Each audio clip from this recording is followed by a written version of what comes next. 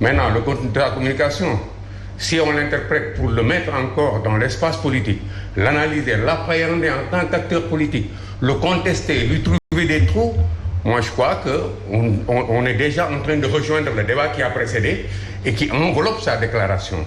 Parce que dès que le ministre Omar Gueye est sorti, avant qu'il ne soit sorti pour dire, dès qu'il est sorti pour dire, effectivement, on a eu à interpeller un rebelle ou des rebelles qui étaient venus pour s'infiltrer dans la situation du 8.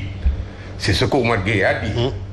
Commissaire, je suis désolé, Omar Gueye n'a pas dit ça. Ouais, Omar Gueye a dit, on a arrêté. Non, il faut le dire aussi textuellement. Non, il ne faut pas déformer. Il faut pas déformer. Si on procède comme ça, monsieur, laissez-le terminer, Serigne Saliou. Laissez-moi avec vous aurez mes la erreurs. latitude de préciser. S'il vous plaît, laissez-moi avec mes erreurs.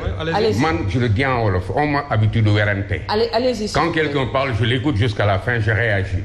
Ce que j'ai dit peut ne pas être tout le propos. Mais c'est là, on a glissé déjà parce que on prend une déclaration du procureur, on lui trouve tout ce qu'on veut lui trouver pour dire qu'il a failli ou il n'a pas fait ce qu'il fallait. Lui, il a conscience d'avoir fait ce qu'il fallait. Et nous, c'est de quoi nous débattons? Nous débattons de la forme, du fond, des justifications de cette déclaration, ou nous débattons, nous disons seulement qu'il y a ce fait-là.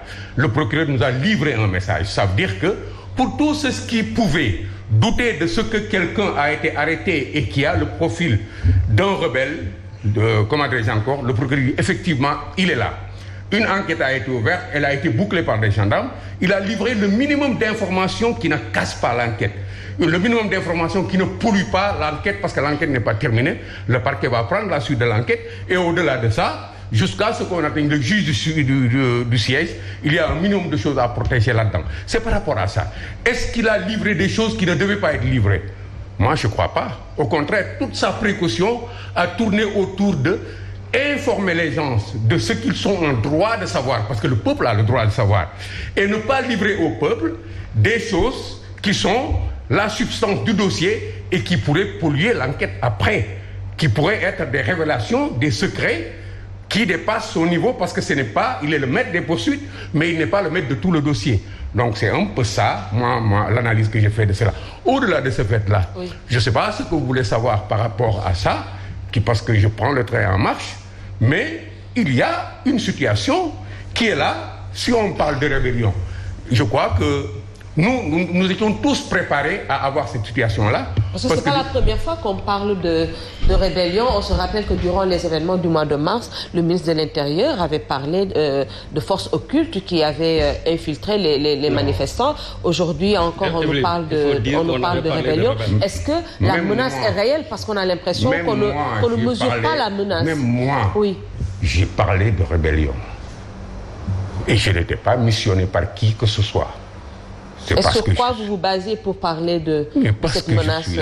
J'ai un vécu qui me permet de dire qu'il y a une relation entre ce comportement du leader du PASTEF et le projet du MFDC. C'est ce que j'ai dit au départ. Pourquoi? C'est dans son vécu que j'ai puisé. Donc si cette situation suit, les gens doivent l'accepter et c'est ce qui conteste ne doit pas se mettre là à contester pour en fait mélanger encore tout cela. Il y a un fait qui est réel. Et c'est que quand le ministre de l'Intérieur disait que dans cette manifestation du 8, il y a eu des intrusions, moi, à ce moment, au moment où nous parlons aujourd'hui, j'ai procédé à des vérifications à mon niveau qui ont permis de pouvoir dire, pas au plan enquête judiciaire, mais au plan information qu'on peut partager, au plan information qui doit nous permettre, nous, d'être très sérieux avec nous. Parce que ce pays-là, ce n'est pas un jouet.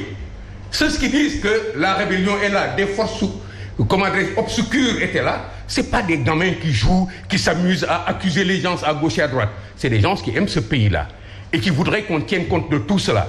On a l'habitude maintenant, dans cet espace-là, de balayer tout ce qui gêne certaines personnes. Il faut que ça s'arrête. Moi, je dis encore une fois, à mon niveau personnel, ce n'est pas des informations du gouvernement, ce n'est pas des informations de la presse, c'est des choses que moi j'ai trouvées pour pouvoir vous le dire à tous les Sénégalais. Et attention, en 2021, on a été infiltré. En 2021, le projet, c'était d'aller plus loin que ça. On a été infiltré par qui? On a été infiltré par des gens qui ont été recrutés autour du leader de PASTEF avec des donneurs d'ordre. Mais s'il vous plaît, monsieur, laissez-le terminer. Monsieur, non, attendez, je vais lui dire. Je vous en prie. Après maintenant, dites-moi ce que vous voulez. Non, je vous en prie. Dites-moi ce que vous voulez. Je ne connais même pas votre nom. Non, ne vous donnez pas ces libertés-là d'arrêter les gens parce que ça ne vous arrange pas. S'il vous plaît. Moi, laissez-le terminer. Vous aurez votre temps de parole pour réagir à ces propos. Madame, moi, commissaire Keïta, j'ai dit que je connais Ousmane Sonko. Je repars de derrière. Mais le débat, c'est pas sur Sonko. Oui, mais c'est à moi de le dire, Serigne Saliou. Mais il ne faut pas aussi c'est à moi de recadrer le débat, s'il vous plaît. C'est à moi de le recadrer. Le débat, c'est pas sur Sonko. C'est ça le problème. Le débat, c'est pas sur Sonko. Il faut parler sur la tenue du procureur de la République. Je ne suis pas dans le contradictoire avec vous pour vous permettre de défendre votre Serigne Saliou, s'il vous plaît. Allez-y. S'il vous plaît, permettez-moi d'organiser ce débat. Vous aurez votre temps de parole et vous aurez la latitude de dire ce que vous pensez de ce qu'il dit. Allez-y. Il tient des éléments qui permettent de dire non seulement que la manifestation a été infiltrée, mais que les forces de défense et de sécurité ont été infiltrées, que sans pouvoir dire qui sont ces gens-là, il y avait des éléments des forces de défense et de sécurité qui jouaient dans l'autre camp. Et que le projet en était arrivé à un point tel que ceux qui manipulaient les gens croyaient qu'ils avaient évincé le gouvernement et que ça en était fini avec le régime en place. Ce pays-là n'est pas un jouet. Il faut que les gens soient très sérieux. Autant ils peuvent défendre quelqu'un et son projet, autant qu'ils nous laissent défendre ce pays-là. Nous ne le défendons pour personne. Nous ne sommes mandatés par personne. Nous avons la responsabilité, autant que quiconque, de dire, d'exprimer notre patriotisme. Nous sommes des patriotes. Ce concept-là, personne n'en a l'apanage. Et surtout quand c'est des gens qui sont suspects de tout. Très bien. Alors, je reviens à vous, Monsieur Seck. Je ne sais pas si vous avez fait cette remarque. De plus en plus, la parole des personnes qui incarnent les institutions est de plus en plus mise en doute. Que ce soit le président du Conseil constitutionnel, que ce soit les ministres eux-mêmes, que ce soit le chef de l'État, que ce soit les juges, de plus en plus, quand ils prennent la parole, les gens doutent de la véracité de ce qu'ils disent. Comment on en est arrivé à cette situation, selon vous? C'est lié à deux choses. Oui. La première, c'est ce qu'on a observé tout à l'heure. C'est les non-dits et les à-propos. Je pense que dans le débat public, lorsqu'on avance des informations, il est bon de les délivrer de façon complète. Si les autorités disent que dans la manifestation, il y avait des forces occultes et qu'on balance ça au public, ce qu'on leur dit, c'est que mettez tout ce que vous voulez dans force occulte, selon votre compréhension, selon votre analyse ou selon les informations que vous donnez. Ce n'est pas fait de façon fortuite. Mais je ne suis pas sûr que la communication gouvernementale institutionnelle doit aller dans ce sens-là. Et c'est aussi une obligation pour tous les acteurs. Lorsqu'on délivre une information, soit on la délivre complètement pour que les uns et les gens sachent et que chacun se fasse son opinion, ou alors on s'abstient. Mais faire des à-propos, c'est semer la confusion. Ça, c'est la première chose. Oui.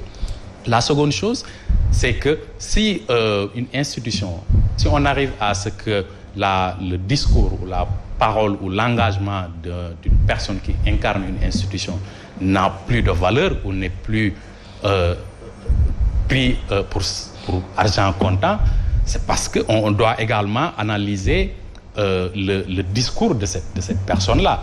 Si on revient sur la manifestation, mais le ministre des Forces armées de l'époque, jusqu'à présent, M. Sidi Kaba, avait annoncé la mise en place d'une commission d'enquête. Jusqu'à ce jour, cette commission n'a pas eu lieu. Elle ne verra jamais le jour. Cette commission n'a pas eu lieu.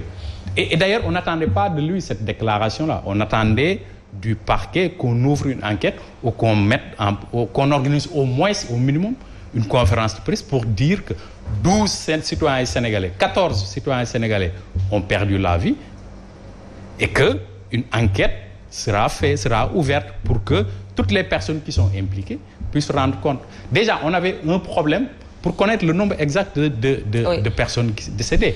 on était sur 12. Il a fallu. Et jusqu'à présent, certains croient que c'est plus de 14 morts. Et il a fallu que le président fasse une interview avec Jeune Afrique.